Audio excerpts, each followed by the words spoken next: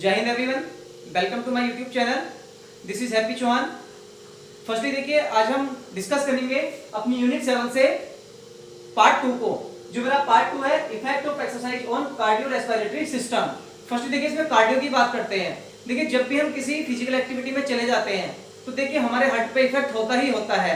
ऐसी कोई सी भी एक्सरसाइज नहीं है जिससे हमारे हार्ट पे इफेक्ट नहीं होता हो। अगर हम कोई फिजिकल एक्टिविटी कर रहे हैं तो हमारे हार्ट पे इफेक्ट होता ही होता है। इसको भी मैंने 2 पार्ट्स में डिवाइड किया हुआ है। फर्स्ट है मेरा immediate effect of exercise, second है मेरा long term effect of exercise. तो यहीं पे मैं बात करूंगा अपने फर्स्ट पॉइंट की। तो फर्स्ट पॉइंट में भी मैंने यहाँ पे लिया हुआ है इंक्रीज इन हार्ट रेट। देखिए हार्ट रेट होता क्या, फर्स्ट इसमें हम हार्ट रेट को समझेंगे। देखिए, जब भी हमारा हार्ट बीट करता है उसको जब हम पर मिनट के हिसाब से काउंट कर लेते हैं, इसी को मैं हार्ट रेट बोलता हूं। अब यहाँ पे बात करेंगे इंक्रीज होने की कि ये बढ़ता कैसे है। जब भी हम किसी गेम में चले जाते हैं और जब गेम में हम चले जाते हैं उसके दौरान जब हमारी हार्ट बीट करती है तो वो बढ़ने लग जाती है। इसी को मैं इंक्रीज इन हार्ट बीट बोलता हूँ, या हार्ट रेट कह सकते हैं। अब यहाँ पे अपने सेकंड पॉइंट की सेकंड पॉइंट है हमारा increase in stroke volume. First देखिए, स्टॉक वॉल्यूम होता क्या है। जो हमारा लेफ्ट वेंट्रिकल होता है उसके द्वारा जो भी ब्लड रिलीज होता है या फिर जो भी ब्लड फ्लो होता है उसी को मैं स्टॉक वॉल्यूम बोलता हूँ।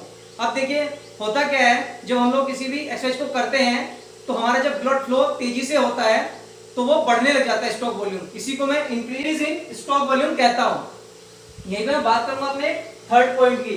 थर्ड पॉइंट है हमारा इंक्रीज इन कार्डियो आउटपुट। अब देखिए, इन दोनों को मिला के जो भी रिजल्ट हमारा आता है, या फिर हम कह सकते हैं इन दोनों से, जैसे हमारा हार्ट रेट है और जो हमारा स्टॉक वॉल्यूम है, जब ये बढ़ जाता है तो ऑटोमेटिक हमारा कार्डियो आउटपुट भी इंक्रीज हो जाता है। इसी को मैं कार्डियो आउटपुट कहता हूं।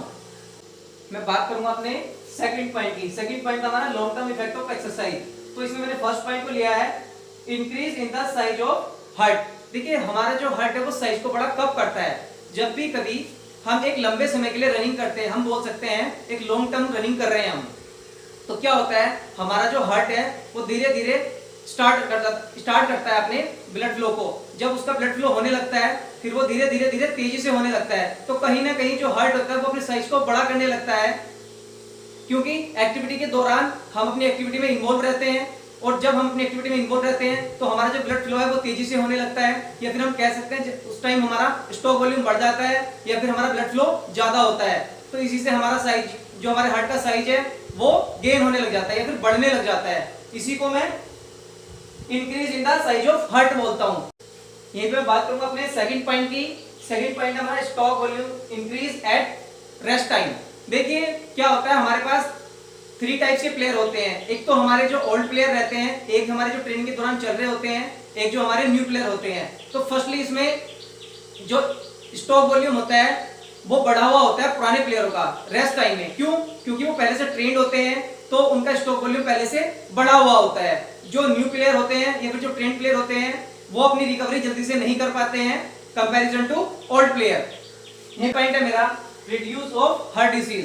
देखिए, जब भी हम अपने हार्ट से रिलेटेड एक्सरसाइज को करते हैं तो हमारा जो हार्ट होता है उसकी एक्सरसाइज डेली होती रहती है, कंटिन्यू होती रहती है, तो हम हार्ट के डिसीज से फ्री रहते हैं। जैसे कि हमारा हार्ट अटैक का होना है या फिर हमारी लंग्स की प्रॉब्लम है, हम इन चीजों से बचे हुए रहते हैं क्योंकि हमारे हार्ट की एक्सरसाइज डेली हो रही है।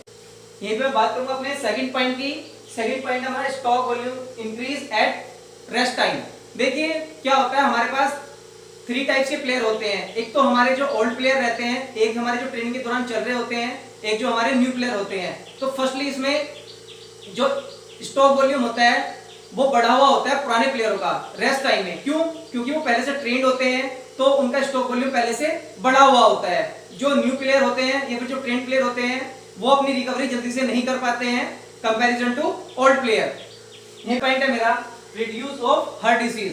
देखिए, जब भी हम अपने हार्ट से रिलेटेड एक्सरसाइज को करते हैं तो हमारा जो हार्ट होता है उसकी एक्सरसाइज डेली होती रहती है, कंटिन्यू होती रहती है, तो हम हार्ट के डिसीज से फ्री रहते हैं। जैसे कि हमारा हार्ट अटैक का होना है या फिर हमारी लंग्स की प्रॉब्लम है, हम इन चीजों से बचे हुए रहते हैं क्योंकि हमारे हार्ट की एक्सरसाइज डेली हो रही है।